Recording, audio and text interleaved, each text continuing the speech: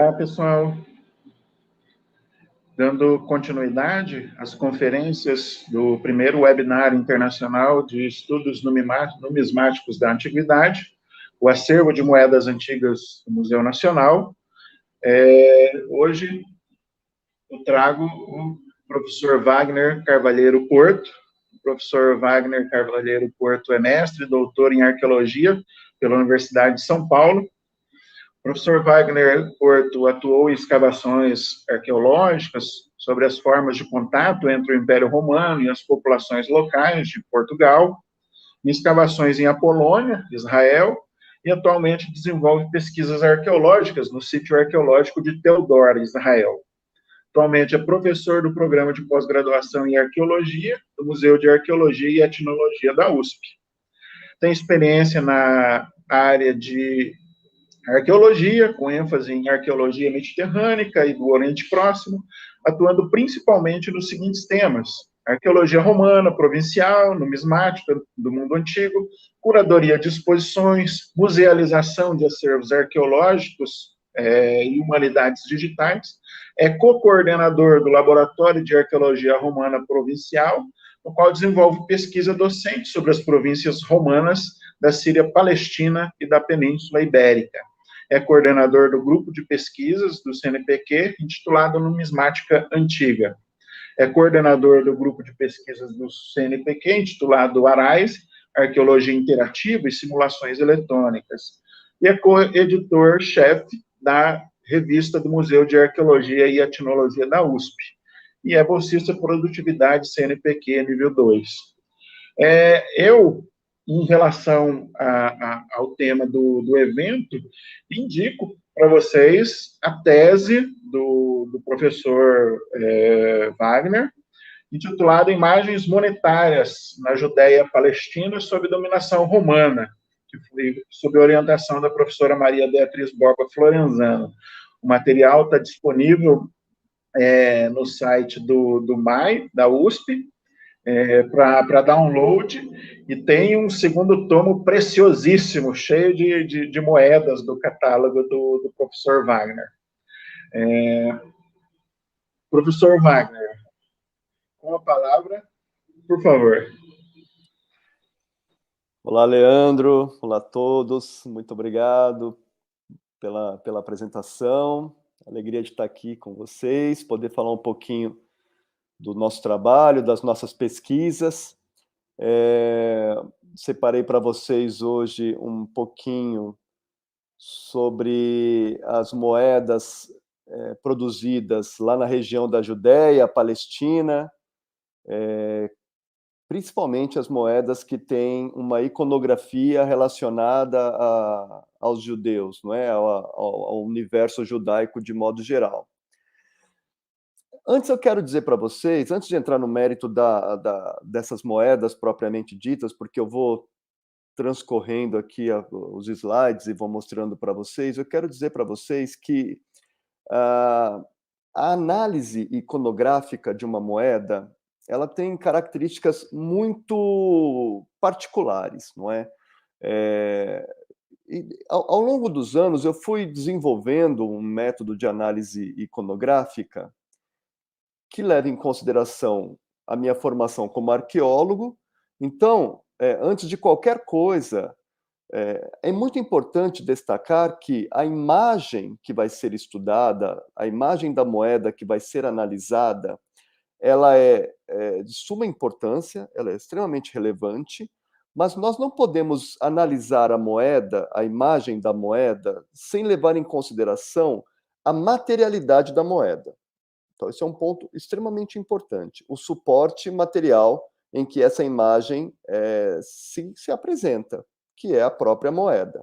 Lembrando que a moeda, diferente, por exemplo, de um vaso grego ou de um afresco romano, um mosaico, apresenta imagens, mas a moeda ela é um produto oficial, ela é produzida por uma autoridade governamental que determina que imagem deve ir ali. E tudo isso tem implicações muito diretas sobre a instrumentalização política de uma imagem que é escolhida para compor um campo monetário, né? Então, esse é um aspecto muito relevante.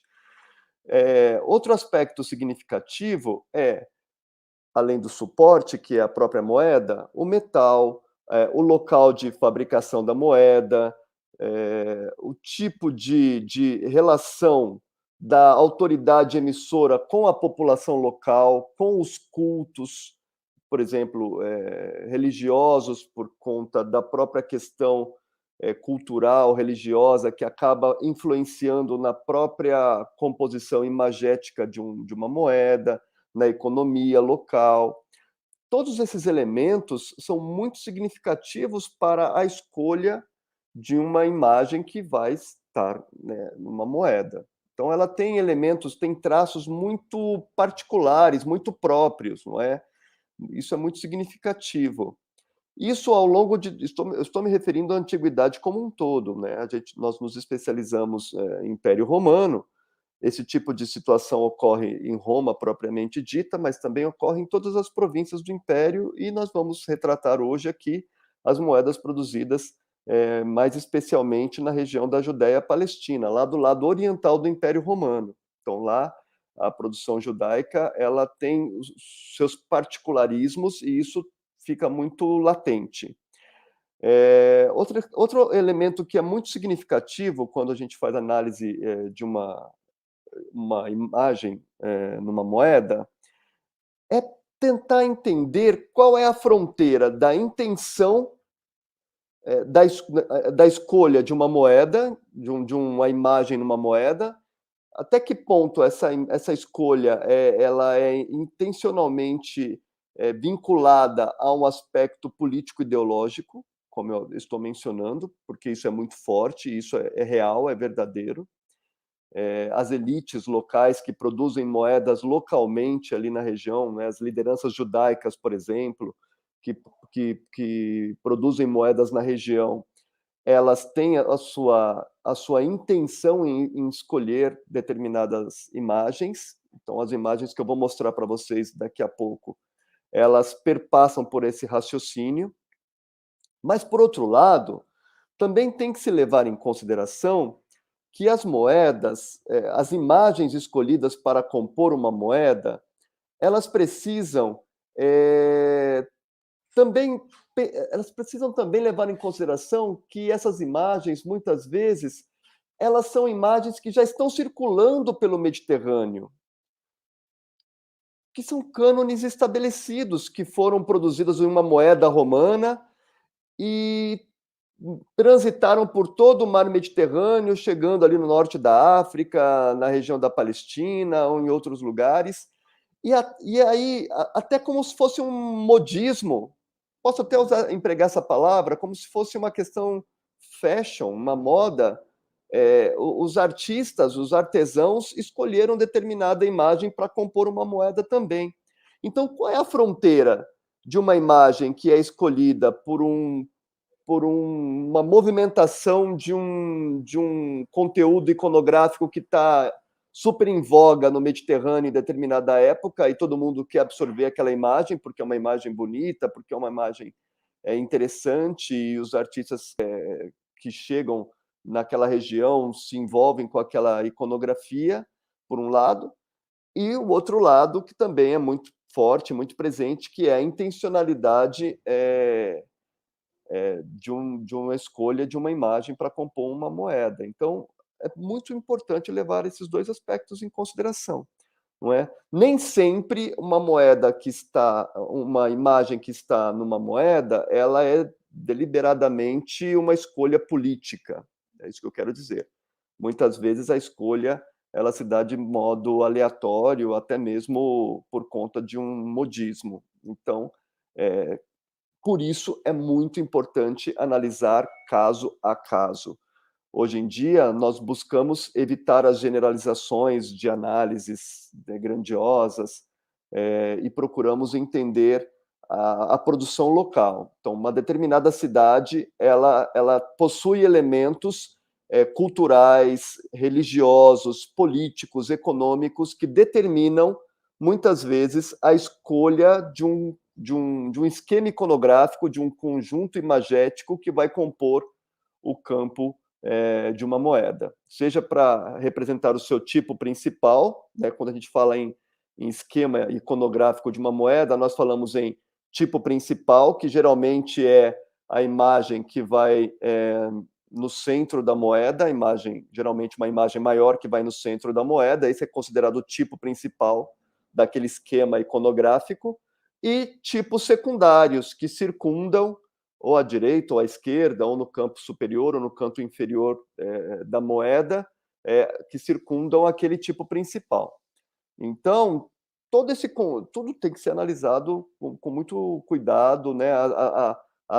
Essas unidades formais, como o professor Lissarrag, lá uma escola francesa chama para análise da iconografia dos vasos, eles nomearam de análise, unidades formais mínimas, não é? São esses elementos menores que nós trouxemos para a análise das moedas, são muito significativos e precisam ser analisados individualmente e depois analisados no seu conjunto. A professora Rosela Pera, a professora Cacamo Caltabiano e a professora Beatriz Florenzano, numismatas, elas fazem uma reflexão sobre análise iconográfica das moedas e suas imagens, pensando em cima dos tipos principais, dos tipos secundários, os atributos de divindades. Então, muitas vezes o Deus não aparece representado numa moeda, mas o atributo do Deus aparece representado na moeda, então é como se o próprio Deus estivesse naquela moeda, como, por exemplo, uma moeda que contém o Hércules, né, ou o Heracles grego, e uma outra que aparece somente uma clava que já é diretamente associada ao Hércules, né, ao Heracles. Então, muitas vezes a clava já, né, já nos indica ali com um atributo dessa divindade, né, desse herói Deus, Eros Theos, né. E isso é muito significativo. Outro ponto importante para levar em consideração, além do suporte metálico, como eu falei para vocês, é a análise do anverso, a imagem que está no anverso, na cara da moeda, e também a imagem que está no reverso.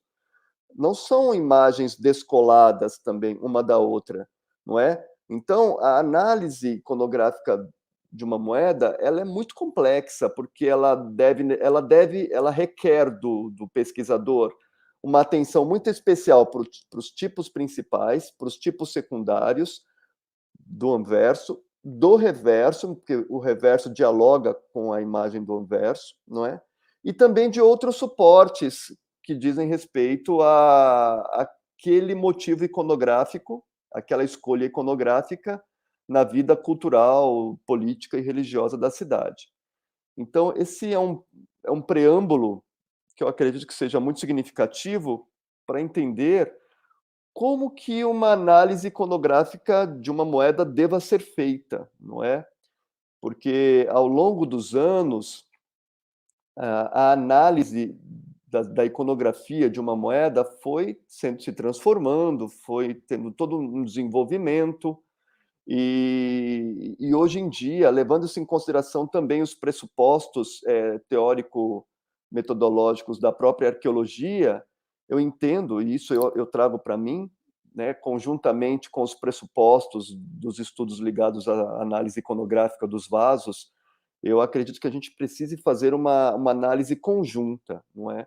Tanto daquilo que a tradição ligada à análise iconográfica de vasos trouxe para nós, então nós emprestamos muito dessa tradição, que já foi, né, muito estudada desde Beasley com a análise dos vasos, né, a tradição ligada à análise iconológica com Panofsky. Aqui no Brasil nós temos a professora Reganut Sarian como uma das precursoras desse tipo de estudo.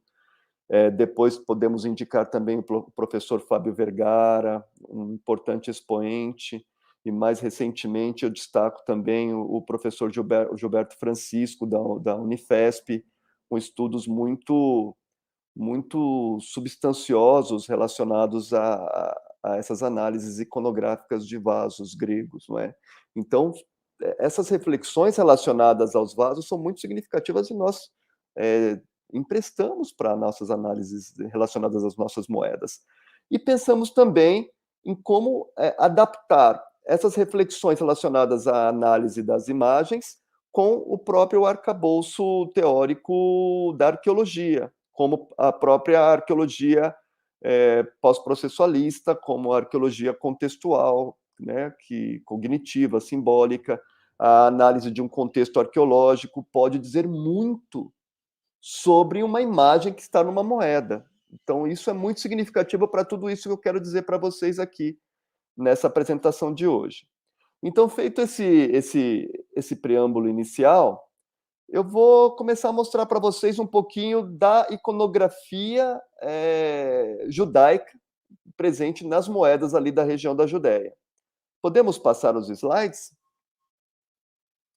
Aqui é um mapa do Império Romano, né, na sua máxima extensão, mostrando em vermelho a máxima extensão do Império Romano, norte da África, Europa, e a parte oriental que nos interessa agora.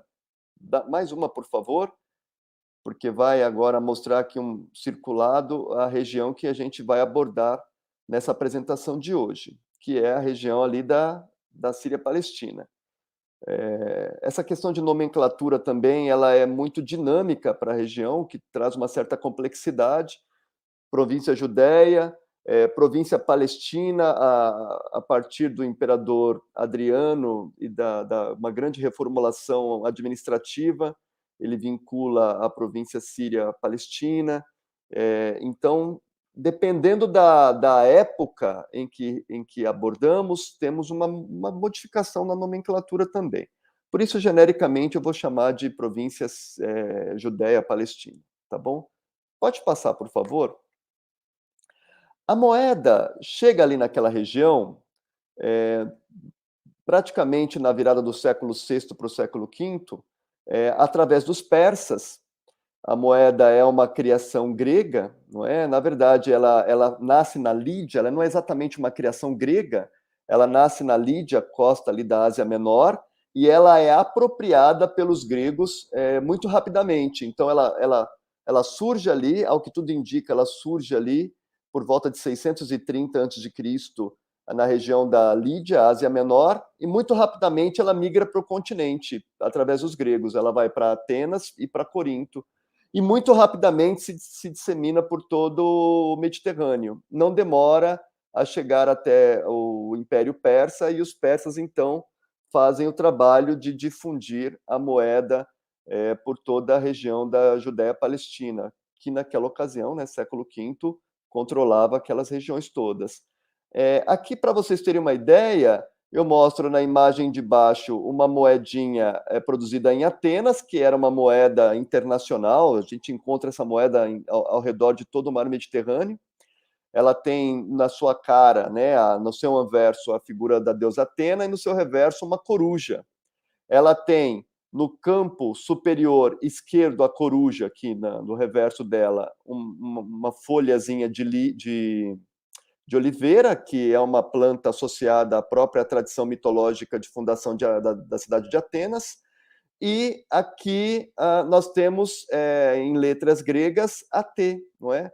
Que significaria dizer dos atenienses, né? Uma abreviação para dizer que ali é uma moeda dos atenienses, da polis Atenas. Essa moeda circula pela região e muito rapidamente começa-se a se produzir localmente as moedas.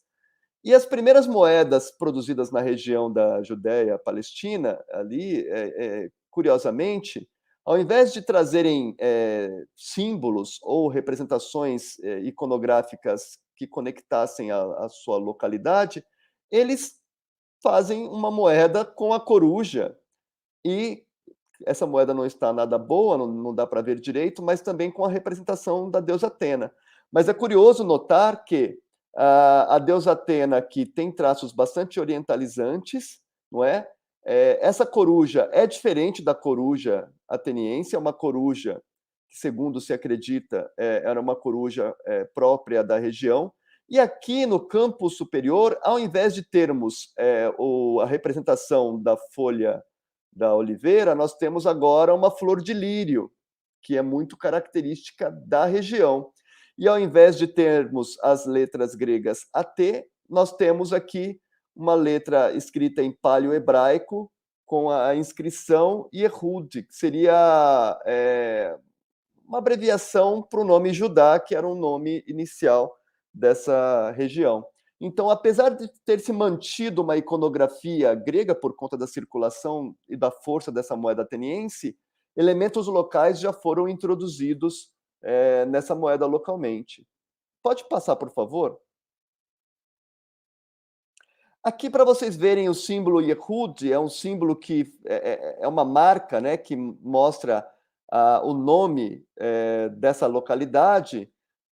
Ela aparece não apenas na moedinha, como nós vimos ali, mas aparece também nesse selo de impressão na alça de um jarro, que é ali da região da satrapia de Judá.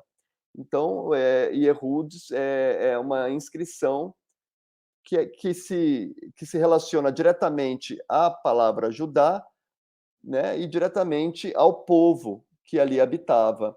Então, a gente vai verificar essas recorrências, isso é importante, não é? Não só na moeda, mas em outros suportes, aqui no caso na cerâmica. Pode passar, por favor? Eu vou chamar a atenção para vocês agora desse elemento que é o lírio, que nós vimos lá em cima, como um elemento absorvido pelos governantes judeus, os sumos sacerdotes judeus, em um dado momento ali da região, eles tomaram o poder dos generais de Alexandre o Grande, que se tornaram reis helenísticos, não é? No caso, os Seleucidas, os Ptolomeus, dependendo do momento histórico. E é um momento ali da história da região que os chamados Macabeus ou Hasmoneus, eles tomam o poder desses gregos, né, desses macedônios gregos que ali governavam, e eles começam a impor, em certa medida, a sua judaização da região. E a produção de moeda, ela é muito significativa. Como eu disse no começo, ela é um documento oficial, ela transmite essa oficialidade. Então, eles substituem os elementos iconográficos que antes estavam conectados a divindades gregas ou qualquer outro aspecto da vida econômica que interessasse aos governantes gregos, com elementos da iconografia judaica. Então, aqui eles introduzem o lírio. Então, vocês vão ver aqui o lírio nas moedas de Antíoco VII, e aí do ladinho aqui eu coloco somente o lírio fora da moeda para vocês visualizarem melhor como é que ele era representado. O lírio na moeda de baixo, na moeda de João Hircano I, também ele já é um lírio com um desenho, né, com uma característica esquemática já bastante diferente do primeiro. E o lírio que aparece nas moedas de Alexandre Janeu, outro governante desse período, né, outro governante judeu desse período, mostra também o lírio já numa iconografia muito peculiar, né, muito própria a esse governante. Então, o lírio é muito forte, é um símbolo judaico muito forte que é absorvido por essas lideranças judaicas nas suas moedas. Pode passar, por favor?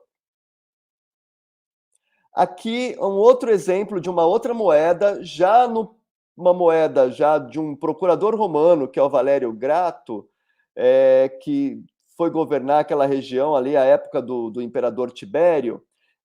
E os procuradores romanos, eles são muito curiosos, porque há momentos em que eles se opõem a uma simbologia judaica muito forte nas moedas, como Pôncio Pilatos, que coloca, por exemplo, um litus, que é um bastão muito característico da religiosidade romana.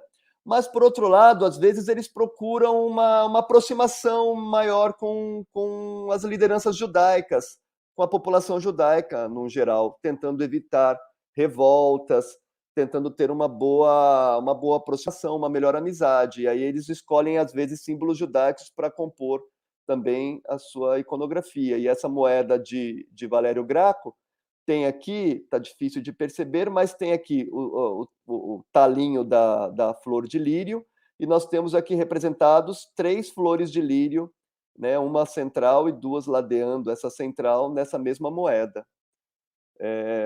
Pode mudar, por favor. E aí eu vou mostrar para vocês que o lírio, ele é bastante comum na região, ele é característico da cultura religiosa, então ele aparece muito, indicativos muito fortes ali na Bíblia, na Mishnah, no Talmud, e aqui na cultura material, como esses capitéis aqui que eu mostro para vocês, são colunas, né? São capitéis de colunas do Templo de Salomão. E aqui está representado nesse capitel a flor de lírio.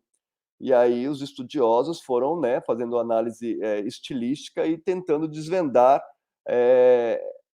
que isso era, no fundo, uma flor de lírio. Pode passar, por favor. A flor de lírio também é encontrada em outras localidades, não é? Aqui outro capitel também esculpido aqui com uma mulher numa base, não é? Também com representação de flor de lírio, tá vendo? Pode passar de novo, por favor. E aqui lírio em suportes muito diferentes entre si, muito diferentes de uma moeda, não é? Aqui um lírio estilizado no campo direito, em um sarcófago ali, que foi encontrado em Jerusalém, em um anel também de Jerusalém, em um selo, olha só que interessante, não é? Em um selo de um militar importante, que também tem aqui no campo superior do selo, do lado esquerdo do slide, um lírio também. Então, vocês vejam que o lírio ele tem diferentes formas de representação. Essa representação do lírio ela vai mudar muito dependendo do período e vai mudar muito também dependendo do suporte, não é? E aí existe todo um estudo sobre os artistas, né, os artesãos que escolhem esse tipo de lírio para compor. E aí entra naquela discussão, né, da instrumentalização política, nesse caso, a aproximação com a religiosidade judaica, mas também elementos conectados a toda uma movimentação cultural ligada a uma tradição que, né, vai se formando, um próprio cânone que vai se estabelecendo. E o lírio foi um deles. Pode passar, por favor. Aqui outros, né, testemunhos, então a documentação textual também nos diz, não é? Você encontra aqui em Rei Salomão, os capitéis que sobremontavam as colunas no pórtico tinham a forma de lírios, está em um Reis, né? E toda essa informação textual também nos ajuda a entender essa documentação material, né? Por exemplo, esses capitéis que nós visualizamos efetivamente. Um outro documento textual é a Carta de Aristeas, que também fala, né, do lírio e do lírio inserido nessa mesa, que era uma mesa muito característica da religião judaica, que era para sustentar aqui os pães utilizados no ritual judaico, né, os pães de proposição que eram utilizados no ritual judaico. Pode passar, por favor.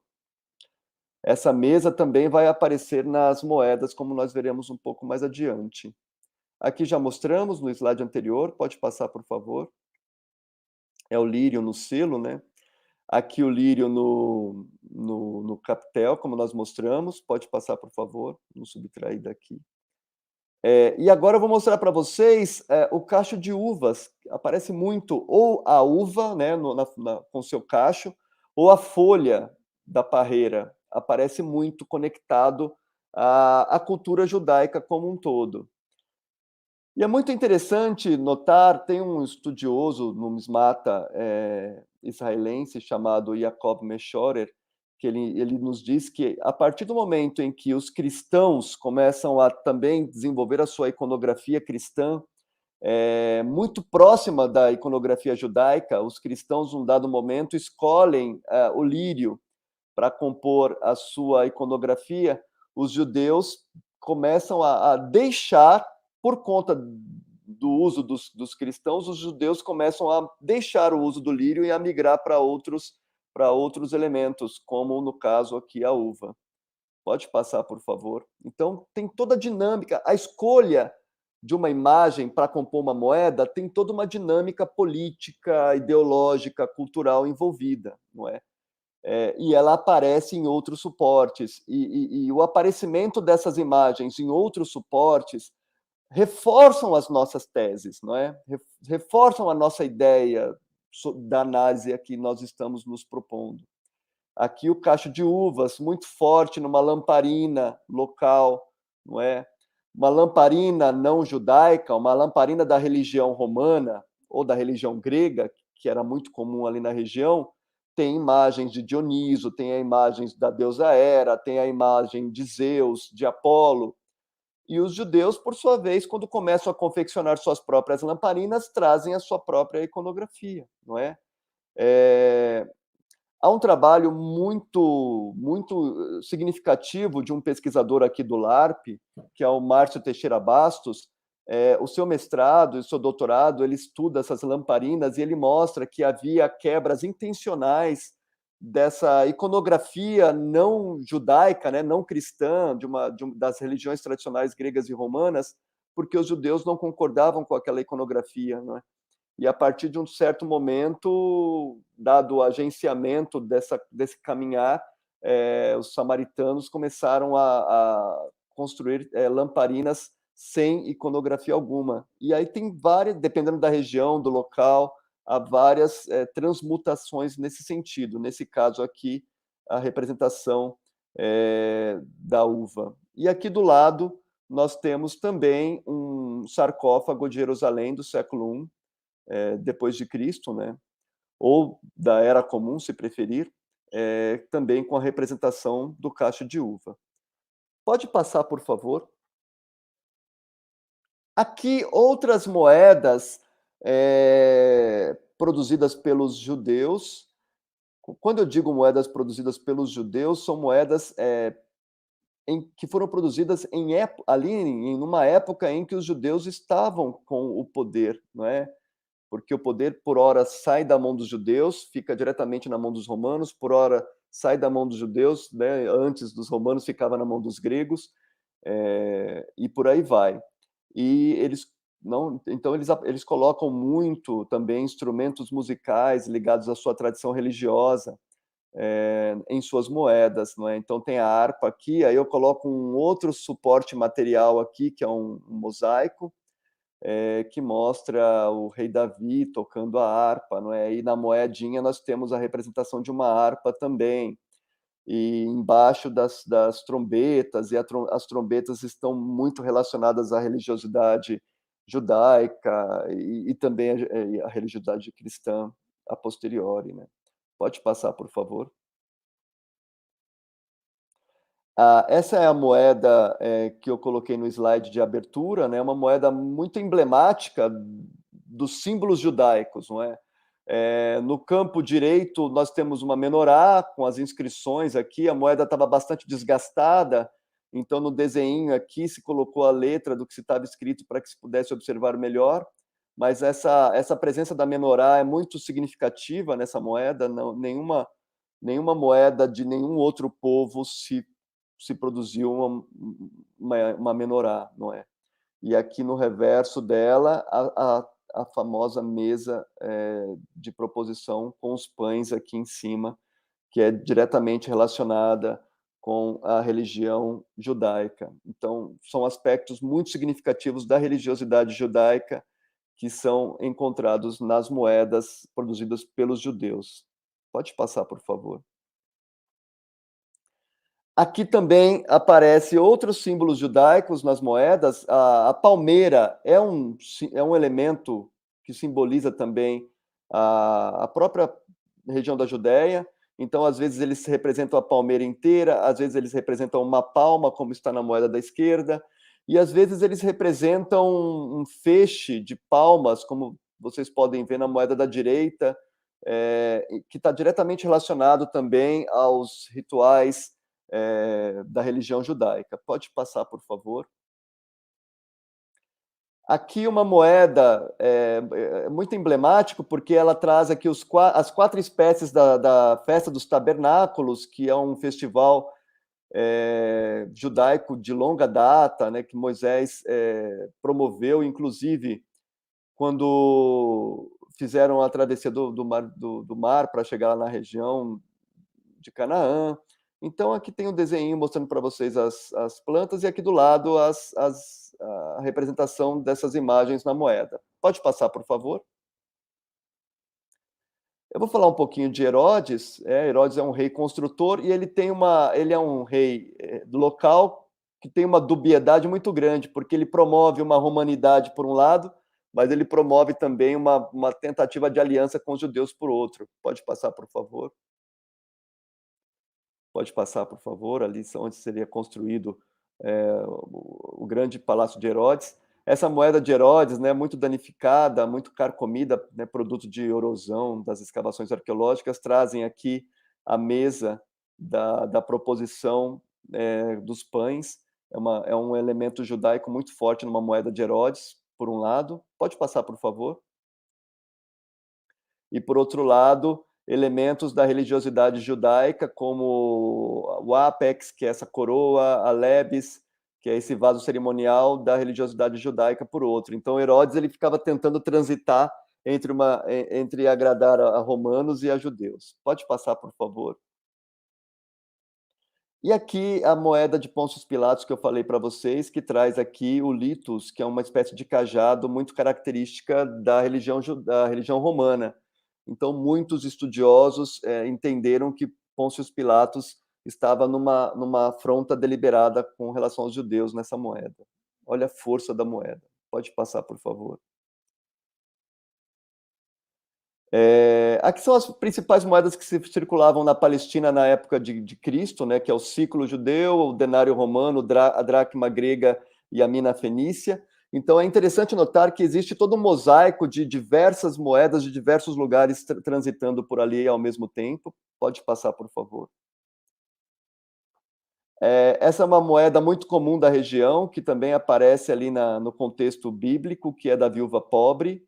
É uma moeda que circulou por mais de 100 anos. É muito interessante essa moeda porque, de um lado, ela é escrita em grega e, do outro lado, ela é escrita em paleohebraico. Pode passar, por favor. Aí eu vou falar rapidamente para vocês das moedas produzidas pelos judeus durante a revolta dos judeus contra os romanos. Nós tivemos a primeira revolta, que é de 66 a 70, e a segunda revolta, que é de 132 a 135. Pode passar, por favor? E aqui, então, é uma moeda da primeira revolta, e todos os elementos iconográficos que aparecem nas moedas eminentemente judaicas são símbolos judaicos, né? Então, temos o lírio, temos uma ânfora, e a legenda nos mostra sempre alguma informação relacionada à força de Jerusalém, a santidade de Jerusalém, o caráter idílico, maravilhoso, enfim, divinal. Pode passar, por favor. Aqui outra moeda da primeira revolta dos judeus, a parreira, né? Nas outras moedas aparecia uma uva, aqui aparece a folha de parreira, então um símbolo eminentemente judaico. E aqui, de novo, um vaso que era usado também nos rituais judaicos. Pode passar, por favor. Para a liberdade de Sião, não é? Olha que interessante, não é? E essa moeda aqui mostra a palmeira, mostra as tâmaras, e aqui eles já estão perdendo a guerra e eles já estão pensando em termos de redenção de Sião, já não estão mais pensando numa liberdade num campo terreno, já estão pensando numa redenção celestial. Pode passar, por favor. Aqui exemplos de moedas encontradas numa escavação ali próximos a Jerusalém, da primeira revolta, só para vocês observarem o contexto arqueológico. Pode passar, por favor. Aqui, outros exemplos de moedas da primeira revolta, não é? Aqui tem aqui a cidra e mais aqui os feixes de palma. Pode passar, por favor. Mais as inscrições, que são muito significativas. E aqui pode passar, que são informações relacionadas à primeira e à segunda revolta. Essa moeda nacionalista volta com energia, né, na segunda revolta. Pode passar, por favor. Eu estou encaminhando para a finalização da minha apresentação. Pode passar, por favor.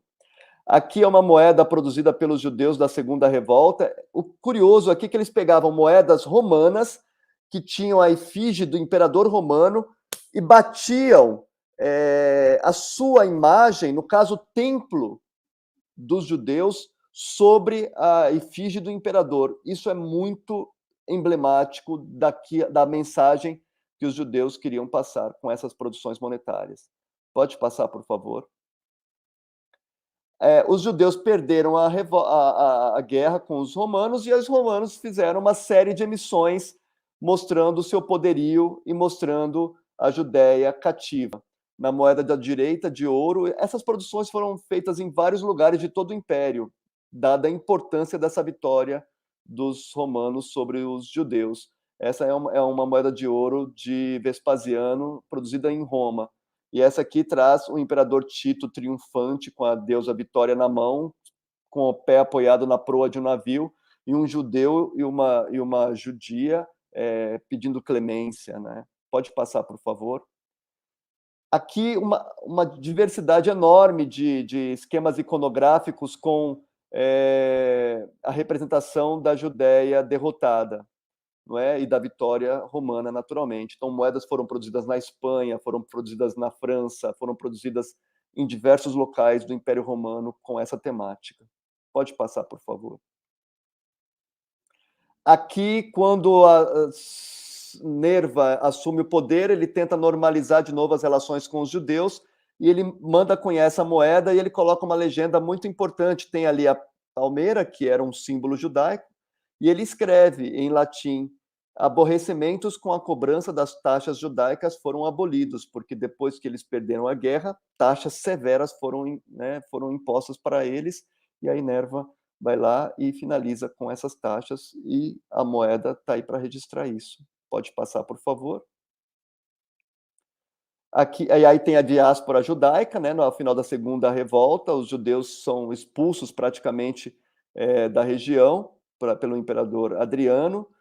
Jerusalém é destruída, é renomeada depois como refundada e renomeada como a Hélia Capitolina.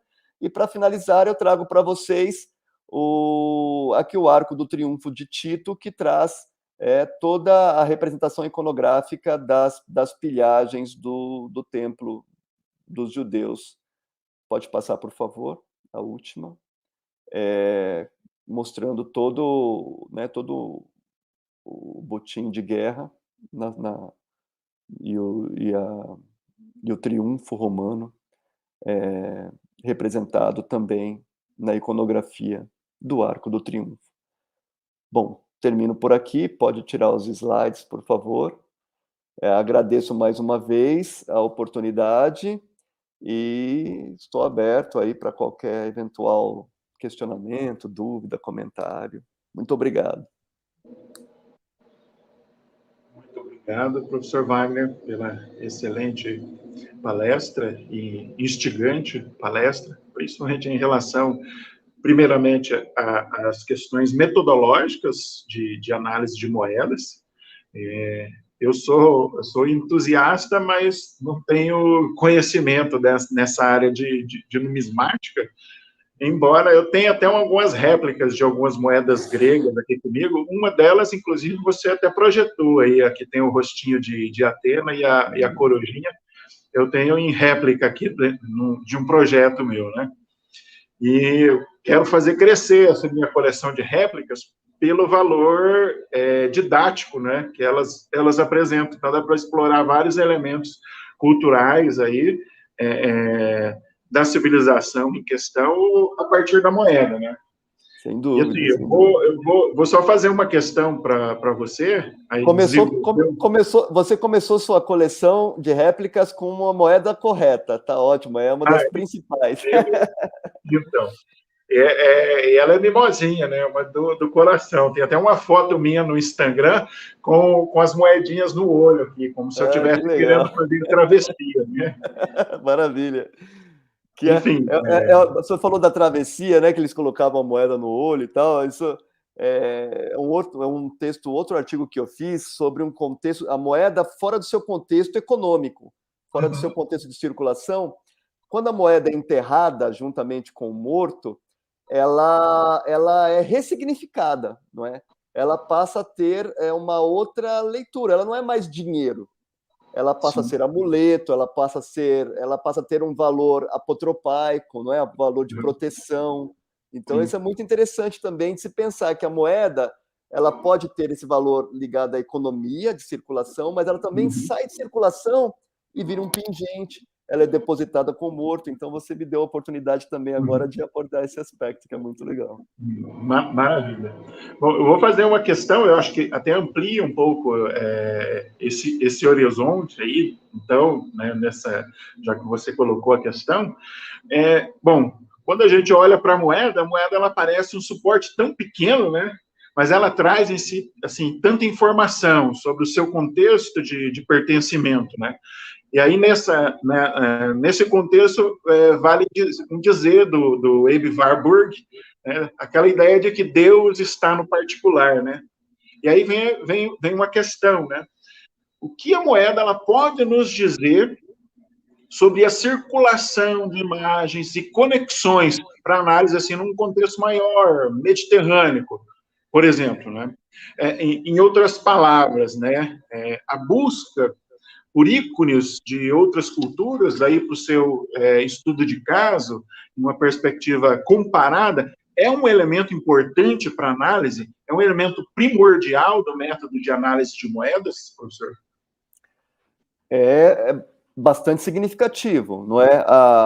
A escolha do elemento iconográfico de uma determinada produção local, ela passa pela circulação mediterrânea muito fatalmente. Eu vou dar um exemplo de um esquema iconográfico de uma moeda feita por Calígula em Roma. Calígula ele é representado do lado de suas mulheres, né, de suas filha e esposa, no esquema iconográfico de uma moeda que foi fabricada lá em Roma. E lá na região oriental, sem ter aparentemente nenhuma conexão com o Oriente, também foi fabricada lá localmente uma moeda com essa representação iconográfica. Por que que o rei Agripa primeiro escolheu essa imagem? Aí tem uma série de questões, a sua relação com Calígula, a sua intenção em manter uma boa relação com Calígula. As escolhas, elas transitam, não é, pelo Mediterrâneo, ou porque existe um apelo muito severo, muito realmente impactante dessa imagem nas suas origens. Uma imagem de Zeus, por exemplo, numa moeda, ela está diretamente correlacionada com a imagem que se produz de Zeus para o mundo antigo, não é? E que vai estar tanto num vaso, quanto numa moeda, quanto num outro suporte, e ela tem uma força de circulação incalculável. E ela Aí tem uma coisa muito significativa. Há uma tentativa de trazer essa informação, de imitar essa imagem, o imitátil, mas também tem que ser levado em consideração o chamado emulátil. Então, respondendo a sua pergunta, existe esse elemento simbólico muito fortemente marcado, e existe a questão da força, da imposição da imagem que vai, mas também tem a força do local que reage muito fortemente, transformando a imagem que chega. Né? Maravilha. Muito obrigado pela resposta, Wagner. E agora, indo para o final da nossa sessão, eu passo a palavra para você fazer suas últimas considerações antes da gente encerrar. Professor?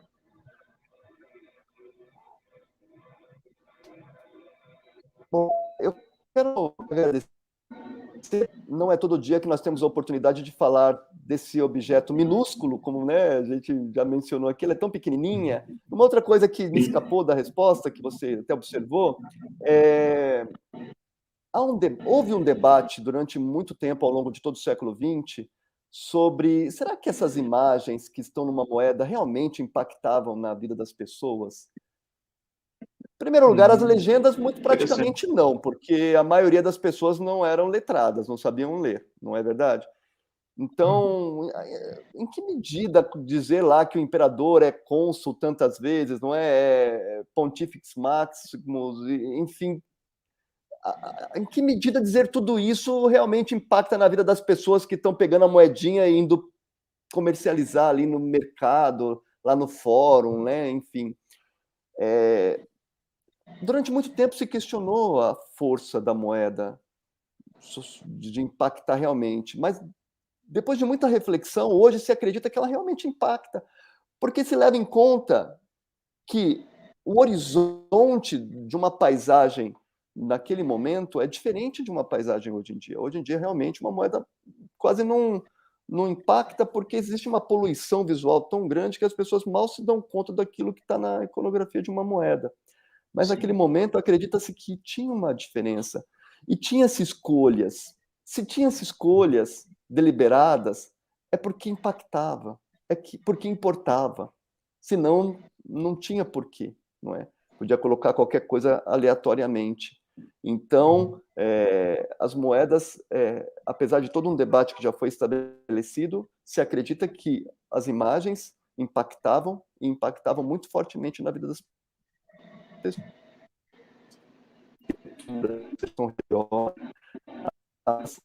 A coleção do Museu Histórico Nacional do Rio, mesmo que é riquíssima, traz moedas incríveis com relação a cenas de sacrifício, com tradição ligada à família. Estou falando das moedas romanas, não é? E toda essa questão religiosa ligada aos judeus. Então, isso eu gostaria de finalizar agradecendo e mostrando a importância desse documento para a difusão e reflexão do conhecimento acerca do Império Romano e dessa possibilidade didática, como você mencionou, que esse elemento aí da cultura material nos oferece. É isso. Maravilha. Muito obrigado, professor Wagner, pela excelente contribuição ao evento, qualificando o evento da UFMS. E encerramos aqui esta sessão com o nosso muito obrigado a todos os participantes. Obrigado.